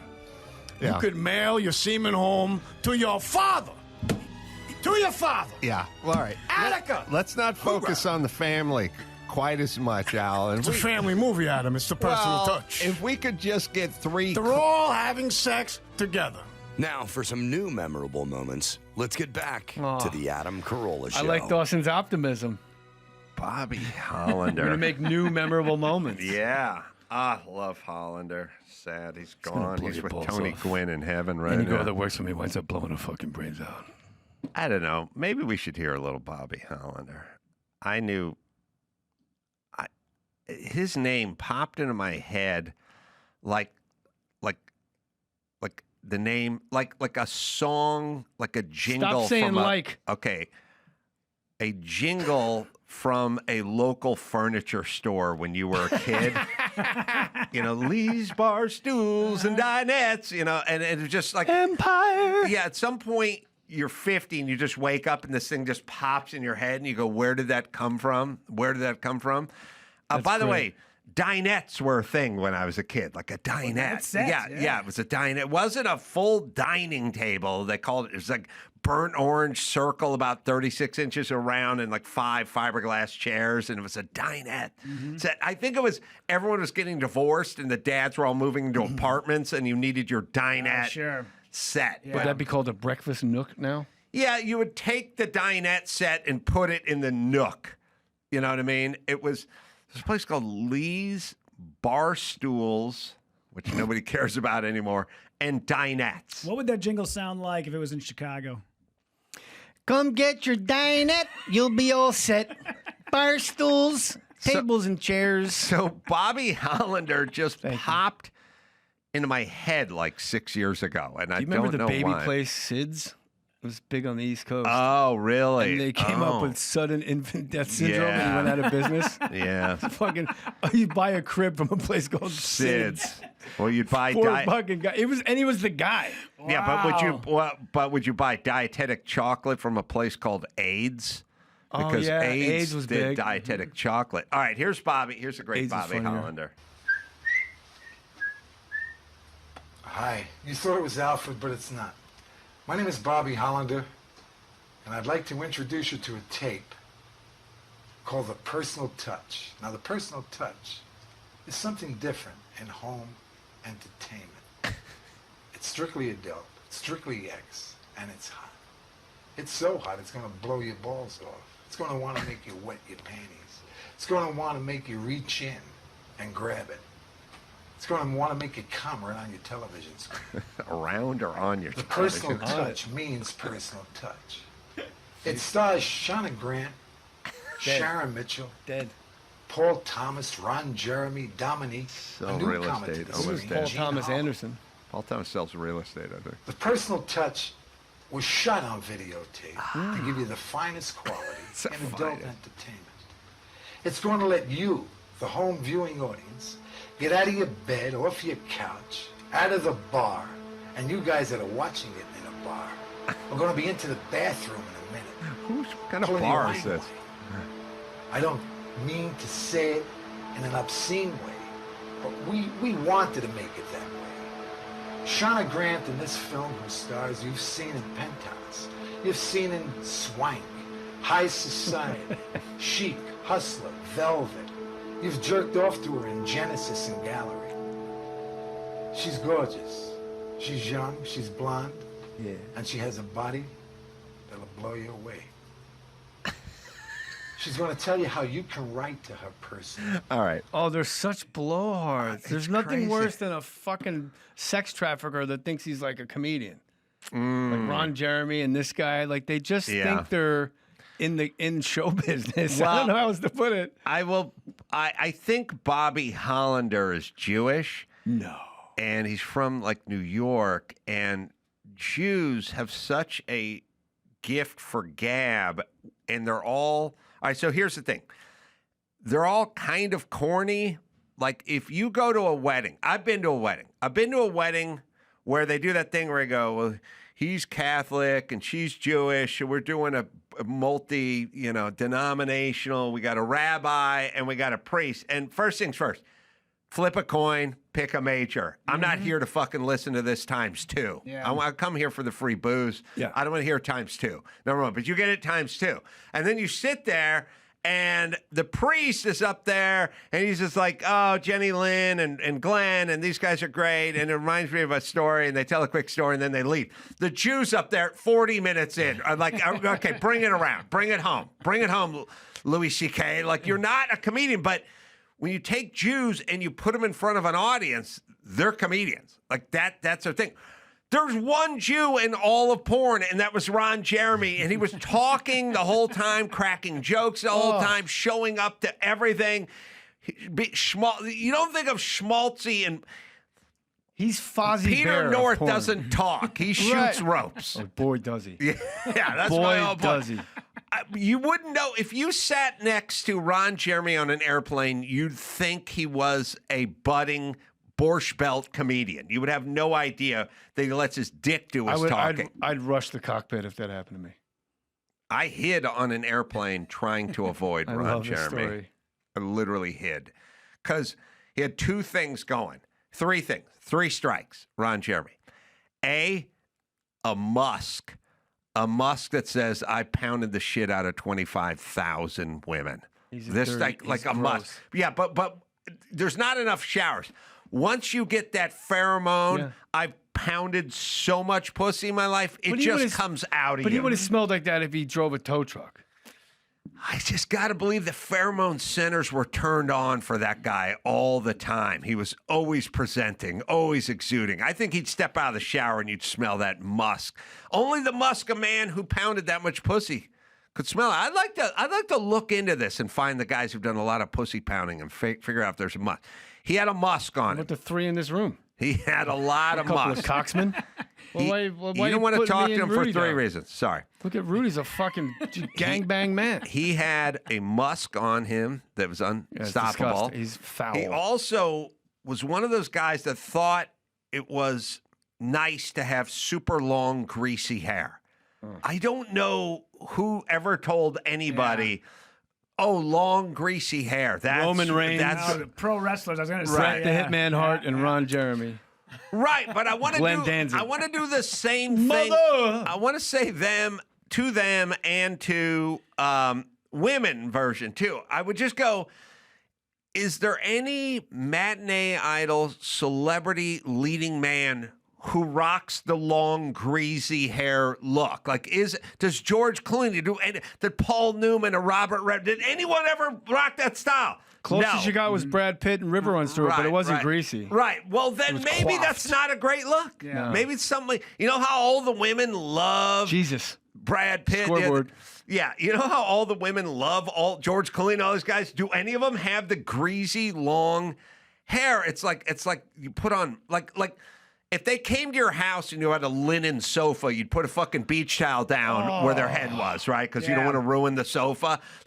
So he had the greasy, I don't know what. He had the big bushy mustache with the weird greasy long hair. He had a heavy-duty musk happening, and he'll talk your ear off, and he was a hugger. Yeah. So it's like that. So when you see him, you gotta, he's like, get in here, bro. And it's like, that's where the musk. And then what do you do with your hands? Because you can't avoid the greasy hair. It goes past his collar. Yeah. He only hugged me once, and I'll tell you why. Why? I was at the Canyon Club. Uh-huh. I go upstairs to the dressing room at the Canyon Club. They go, Ron Jeremy's up there waiting for you. Yes. Never met him before. Always there. Never always met waiting. him. Never met him. Yeah. He's eating a steak. Yeah. He's already ordered food in my dressing room. He's Right. got a full buffet, and he goes, Right. hey, does this thing that you said. He jumps up, and he goes, bring it in. Right. And I go, you got it. Oh, my man. I act like, and I hug him, and in his ear I go, I'm going to suck your cock.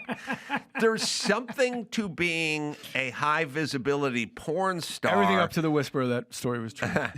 There's something about the high visibility porn star which gives you a golden skeleton key to get into anywhere, because for some reason, we as people who are stand-ups or on TV or used to be on SNL or doing stuff, we have a constituency that may know us from the Man Show but may not know us from the Man Show.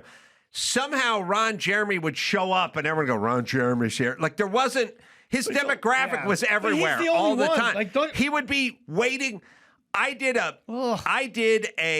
the charity event with Jay Leno and Blues Traveler and all that kind of stuff in my house in Malibu, whatever. Where like the back was like the guest house where we're gonna have the green room for the celebrities in between, whatever. Thanks for the invite. Yeah, I walked back there. It's like, oh, Ron Jeremy's back there. It's like, what, Ron? Yeah, he's waiting for all you guys. Like, I don't know. He walks in and, yeah, he just walk in and everyone's, that's Ron Jeremy. Yeah, let him up in the green room. Let him up in the, he'd be standing places that you couldn't have gotten into or other people couldn't, it'd be on a list or something. Oh no, he was universally everywhere all the time. And it's never like Kendra Lust.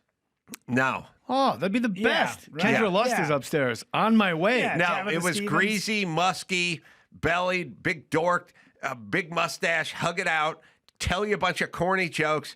Ron Jeremy. He's Fozzie Bear. Like you want to kill him. Right. Oh. Yeah. What were we talking about? We're talking about Bobby Hollander. Okay, thank you. Jesus because Christ, the I just two blacked Jews, out. the two Jews in porn were the big talkers. Bobby Hollander was like Bobby Leibowitz from Is there anything worse whatever than- New York. Then parody porn, like you do the Wizard of Oz, but it's porn. Yeah. And or Star Wars Marvel, or whatever. yeah. Yeah. Or like when they try to be funny while they're fucking. I don't like it. It's like, what are you guys doing? Yeah, I like a good blooper reel every now and again. You know, it's kind of fun. You know, just Yeah, but one of the bloopers is a girl crying and like You realize she's there against her Calling will. for her dad. Oh, no, that's where I stepped in. Bobby Hollander's name is Ira Allen Sachs. Why would you ever change that? Talk about a name that rolls off the ball bag. Also, I did Sachs? I did rent Bobby Hollander's porn bloopers once back in the day. So there's a funny side of Bobby. It's not good. It's too bad people don't know about like the intro to the porno films anymore. You know, they Adam had to sit through it back in the day. Yeah, like you know, because sometimes they would have the 1-800 numbers that would pop up, and that was always a thing. And then you, as a kid, you would call them, and they'd give you like the first 4 or 5 minutes where they were talking, but then you had to press 1 if you'd like to go into a room, and then that's when you got charged. Yeah, so you'd have to go all the way up until you got to the press the button now, then you'd hang up and then call back. And they'd say, well, you know, that's some big old fat lady in the middle. I'm like, Aerosmith video. I don't care. Yeah, it doesn't matter. What do I care? Yeah. I've been a very bad boy, and mommy's going to make it right. I never called one of those numbers. Do call one right now. on air. I liked watching. You can use my phone. I'll take the charge. I like the pre-roll, but the one always cracked me up. Would you call one right now? No, I don't think they have them anymore, do they? Good content, Ace. I remember the one is the chick was blowing a dude, and she's like midway into blowing this dude, and then she pops her head up, and she's like, "Oh, hi, you caught me doing my favorite activity. How you doing? How about we hook up?" And I'm like, "Who's this dude?" You know what I mean? Like it's a weird. Why don't I hook up with him? He seems like You're a real blowing goer. the guy, and then also isn't the guy confused and angry? Like, who are you talking to? Don't you break down the fourth wall when I'm being blown? Like if you're Disagree. TRA tax relief. Well, we've all seen those IRS commercials where they try to scare the hell out of you. They're coming for your house. They'll seize your bank account. Yeah, we get it. But here's the truth. Tax Relief Advocates is different. Whether you owe $5,000, $50,000, or $500,000, well, they got a real solution. Doesn't matter where you're sitting right now. Could be in your car, at work, chasing your kids around. Just go to TRA.com. You don't have to lose hope. These guys know the system. You could actually reduce or even wipe out what you owe. Over 1,000 5-star reviews on Google. A+ rating with the Better Business Bureau. So stop sweating it and start fixing it. Some pretty generous programs out there right now that you can get a fresh start with. Am I right, Dawson? End the nightmare today. Visit TRA.com. That's TRA.com. Tax Relief Advocates. Real solutions for real people.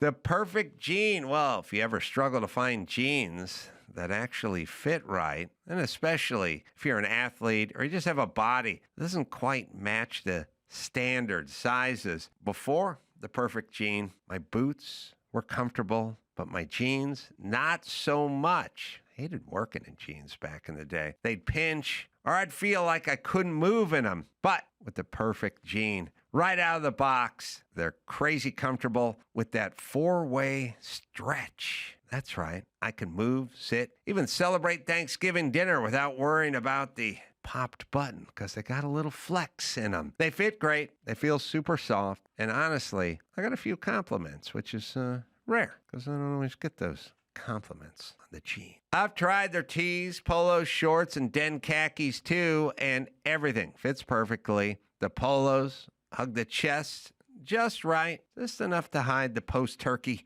belly very nicely. Over 500,000 dudes are already fans, and there's free shipping, exchanges, and returns, so there's zero risk. Am I right, Dawson? Don't let stiff jeans ruin the holidays. Join 500,000 plus dudes who've uncrushed their nuts with the perfect jean. Head to theperfectgene.nyc or Google The Perfect Gene, and for a limited time, listeners get 15% off their first order, plus free shipping, exchanges, and returns. Just use code ADAM15 at checkout.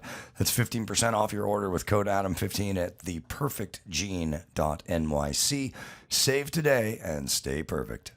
Billy Bob Thornton calling out celebrities who bring politics into award shows. During a recent interview on the Joe Rogan Experience, the 70-year-old actor shared he really doesn't care about awards anymore, saying he's got plenty of them and won most of them under the wire when awards were still kind of real. He started talking about how there's a time and place, and it's not during award shows. You should just stick to what it is. Don't go up there and talk about saving the Badgers in Wisconsin or something. They could use it. That team fucking sucks, Jay. They are terrible, by the way. They weren't always terrible. Dude, they weren't always. They used to be a real problem. The punter had the most passing yards this weekend. The punter. He was 1 for 1 with 24 yards. That was the punter this weekend. Yes, the most passing yards.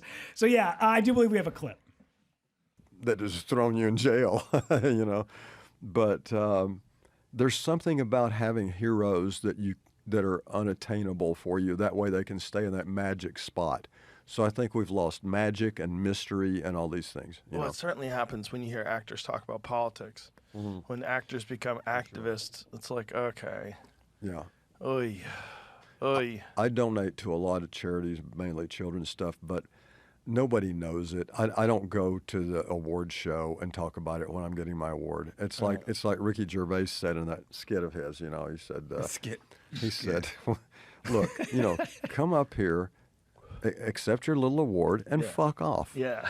You know, I think first of all, unless you have really studied stuff and really know about a subject fully, who the hell would want to listen to an actor or a musician talk about politics? You saying that to Joe Rogan? You know what I mean? It's like, are we supposed to follow this? I mean, if we are, what if they lead you down the wrong road? And, you know, and politically, I call myself a radical moderate. I'm like very strong in my we get it. This is the new world order. The endorsements don't work anymore. Mm-hmm. He's a good guy, Billy Bob. You ever had him on? No, I'd love to talk to him. Oh, I interviewed him once. He was a huge prick. Really? Yeah, huge. Yeah. And then he wanted to, apparently his people wanted to make up for it, so they rescheduled it twice, and both times he didn't show up. Was this on radio? Yeah, radio back in Minneapolis. Yeah. What happened? I don't know. He was doing something, his, what are they called? Like the Box Trotters? He's got a band. Oh, yeah. Yeah, he's got like a country band, like an Americana band or something. They were coming to town. They were doing a gig. We did the interview. It went poorly. It was one-word answers. You could tell he was just in a bad mood. And then his press people, we called and said, we're not going to air it. And they said, really? They said, we'll don't worry, we'll make this right. They rescheduled the interview. I'd air it on the hour. Yeah, 2 minutes came back, and right before they were about to go on with him, they call and go, he's got to cancel. We got to push it back. Can we do next week? Sure. Did it again. Then finally, we just went piss off. We're done. He was in Bobby Hollander in the box tops. Give me a ticket for an aeroplane. Ain't got time to take no fast train. Lonely days are gone. I'm a coming home. My baby, she wrote me a letter. I don't care how much money I gotta spend. Got to get back to my baby again. Lonely days are gone. I'm a coming home. Hit it, Joe. My baby wrote me a letter. Well, he wrote me All right, a letter. no, come on. He couldn't live without me no more. More news. That's the box tops. It's the fucking suck tops. Billy Thornton and the Box Masters. Box Masters, that's what it was called. But Box Tops, Dawson, wrote me a letter, right? Correct. There was Alex Chilton? There was that Alex Chilton, Dawson? There was a time when a 16-year-old. There's a time from like 68 to like 74 where Jet Airlines came in. And they're like, got me a ticket on a 747. It's like, it was a nonstop plane talk. Like, I'm taking a jet. I'm leaving on a jet plane. There's like 37 songs from 68 to 74. Because before that, there was no jets. And then after that, we've gotten over it. Like, no one goes, I'm on an Airbus 321 coming back to you. You know, it's like, it's I wish ubiquitous. I saw my baby in the Waymo. There are nothing but big... Steve Miller, big old jet airliner. I mean, Paul songs, Pena wrote it. They're all songs dedicated to air travel. Credence. And 727 coming out of the sky. But they're literally calling out manufacturers of aircraft. But it was only from like 68 to 74 because by 81, people were like, yeah, okay, there's planes. Who gives a fuck? Mm-hmm. You know what I mean? And before that, no one took it. Yeah. But they become like... Every third song was like, give me a ticket for an aeroplane. I was like a big deal. Like before that, it was gypsy. There was a lot of gypsy. A lot of gypsy talk. Yeah. Gypsy. There was gypsies, and then there was Cajun queens from New Orleans. There was a lot of talk, and there was airplane talk, and there's not really any more. they got from airplanes to like there was a little starshipy, UFO-y kind of space travel-y, rockety. There were certainly trains, stuff. like R&B. I am telling you, talk. I used to do this all the time. I haven't done it in a million years, but you can break down our culture into segments like white, black. Yep, Hispanic. Huh. No, we did. There was like jet, like stuff when the 50s and the 60s, it's like rocket and jet. And like in the 80s, it became stealth.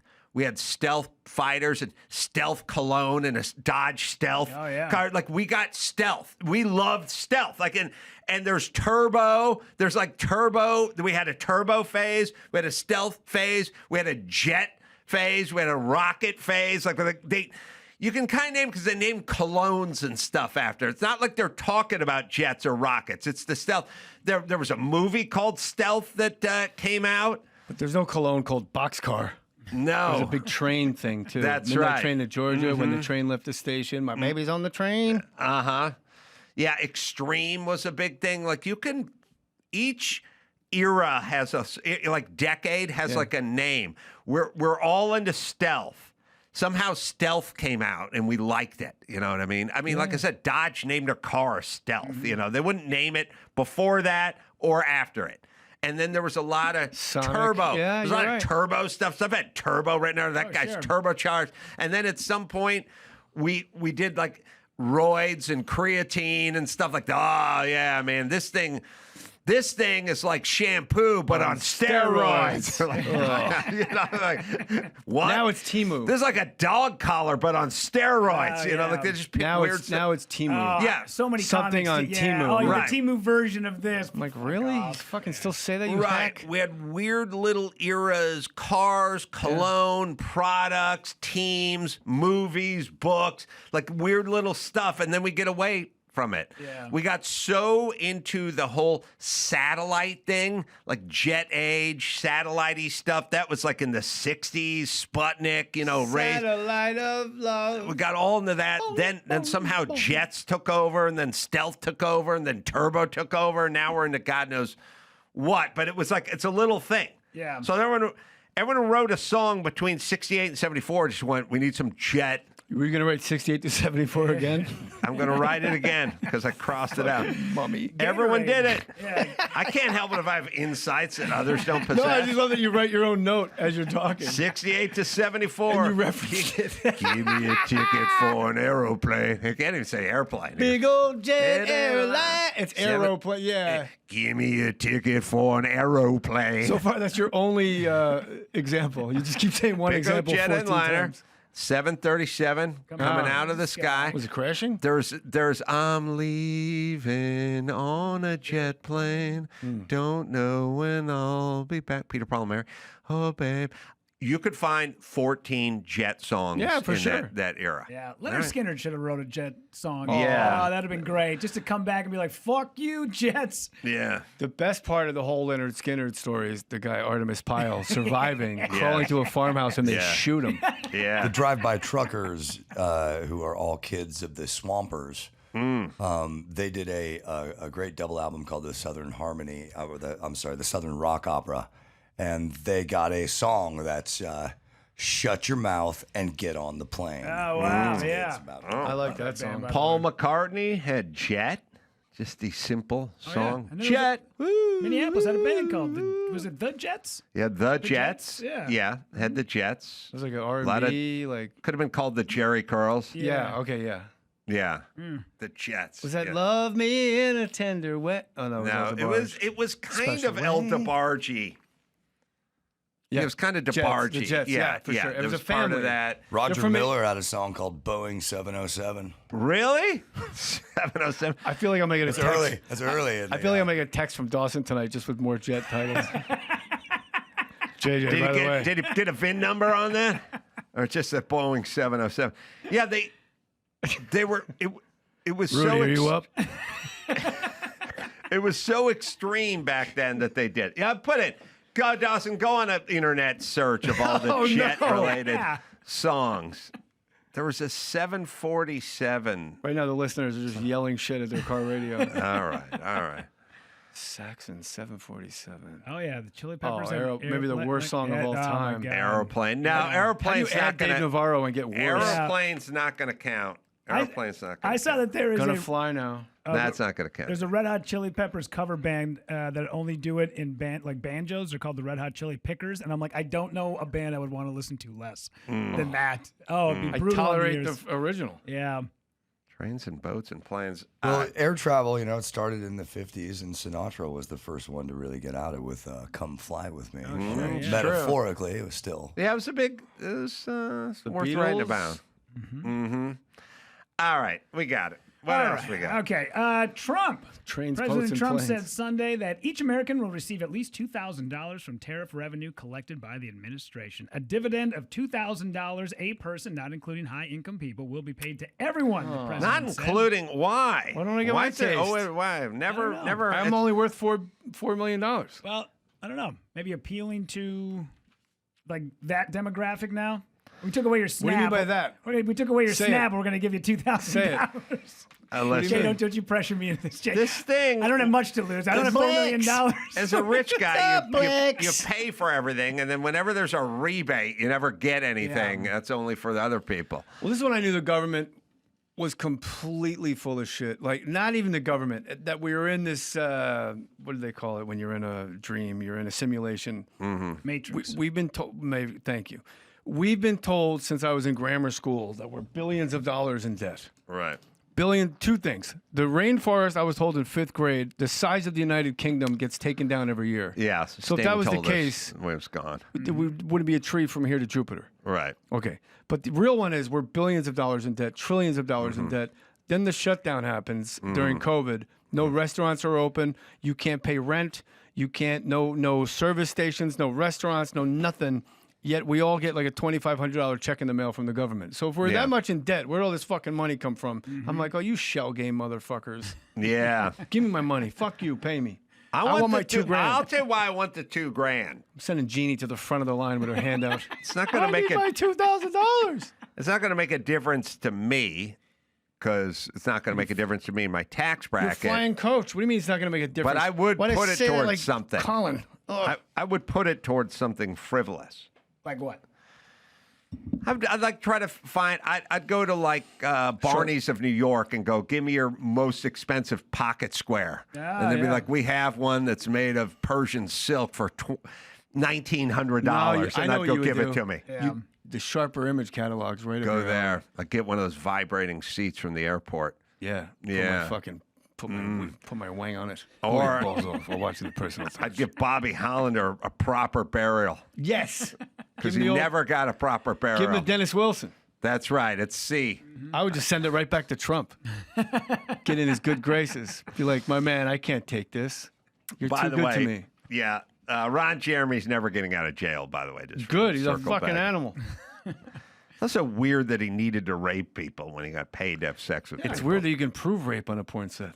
Yeah, I know. He did it like... You got to really get your money's worth. He did it like in the room in between, porn shoots and stuff. It was crazy. It was crazy. Disgusting. It's disgusting. He's a fucking piece of garbage. Yeah. I hope somebody's puncturing his pancreas with their cock right now. What do you got? Bill Maher just confirmed those wild 90s rumors that he used to rub one out before filming his show, saying that it is 100% true. Right on. On his Club Random podcast, Bill explained the only way that he could sneak in a nap before filming, politically incorrect. His wild night out clubbing left him dragging in to work hungover and desperate. Everything went smoothly until someone clocked the Jergens in his bathroom, and boom, the story got out. Ah. Wait, what did they do to the Jergens? So they must have put like a line on the bottle, and then they clocked it. Yeah, they clocked it. Yeah. Print an article in. Do you remember there was a magazine called Entertainment Weekly? They said that I masturbated before the show in the dressing room. Why did they say that? Because I did. Why are you telling Cheryl Hines this? Not often, but Not often, but you had. you know what? Here's the thing. Tell me. This is the 90s. Okay. Oh. I mean, we taped every day. I'd come in and hungover. Not hungover, but just like, did I get enough sleep? No, Not because really. I was out late. Yeah.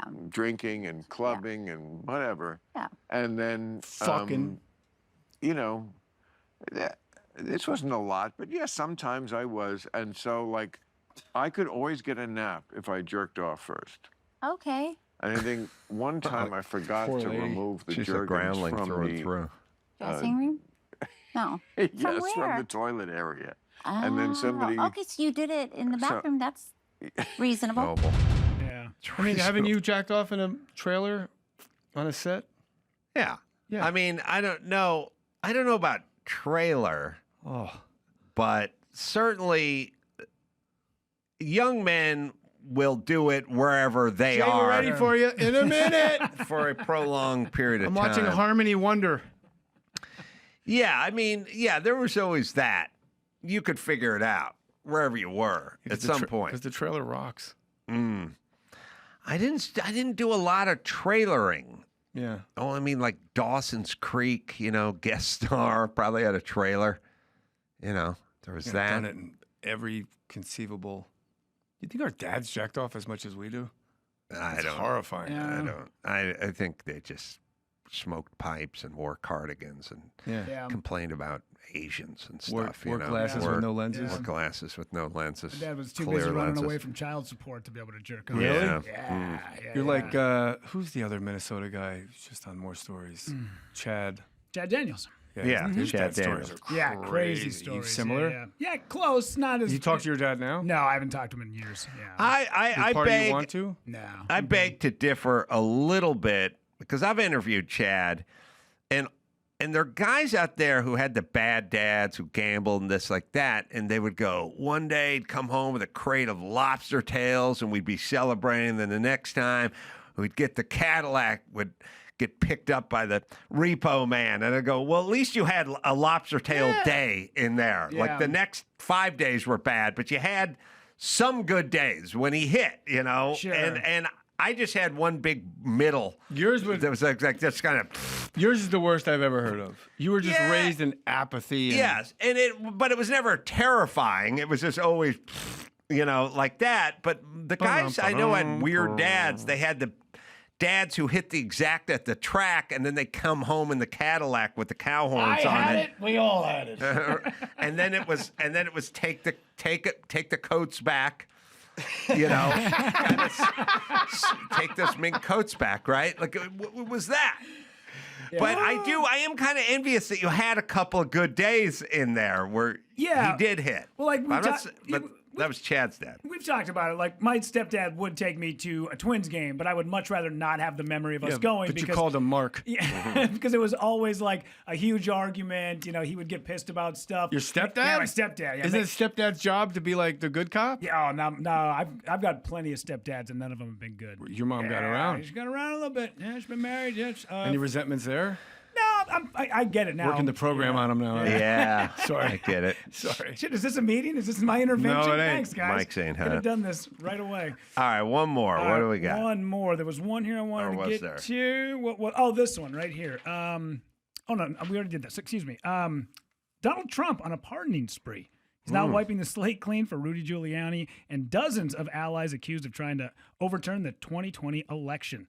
Ed Martin, the Department of Justice's pardon attorney, made the announcement on X Sunday. Giuliani is one of 77 people Trump is pardoning, including former White House Chief of Staff Mark Meadows and his attorneys Sidney Powell and John Eastman. He also granted clemency to New York Mets legend Darryl Strawberry for his 1995 tax evasion case. All is forgiven if you let the straw man go. Yeah. Yeah.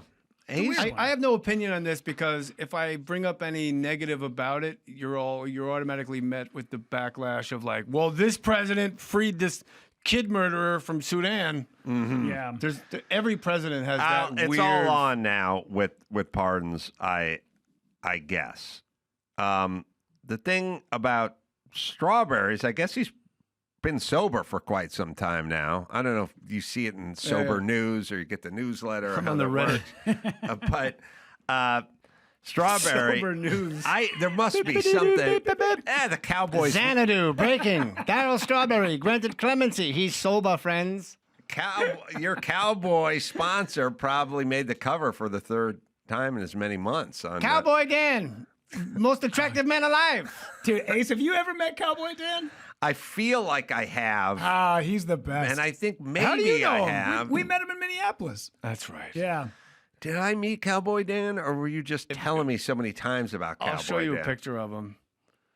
Because I built a composite in my head over you explaining. Yeah. He is something Cowboy else. Dan. While you're looking that up, let me tell a quick Jay Mohr story. So we were, oh, there he is, yeah. Oh, yeah. He's the guy in the plane that looks at the other person and goes, "Where are you headed?" Oh, Yeah. Where are you headed? Check the ticket, you I'm on a 727 coming out of the sky. Won't you take? Okay.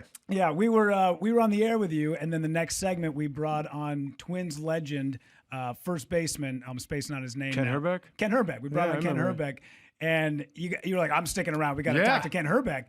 So we're on the air. You, me, Ken Herbeck, a couple people. But on he the was show. remote. He was remote. Yeah, he was on the Fucking phone. lazy ass. And you were looking up stats, and you're like, "Oh, look at that! You had 1,987 RBIs." And he's like, "Yeah, good run, I guess." And he goes, "Look at that! We both of our wives are both named Jeannie." And then Kent goes, "Yeah, actually, Jay, that actually ended for me." And you go, "Well, Kent, maybe if you got that 2,000th RBI, things would have worked out." Great joke. Oh, it hit so.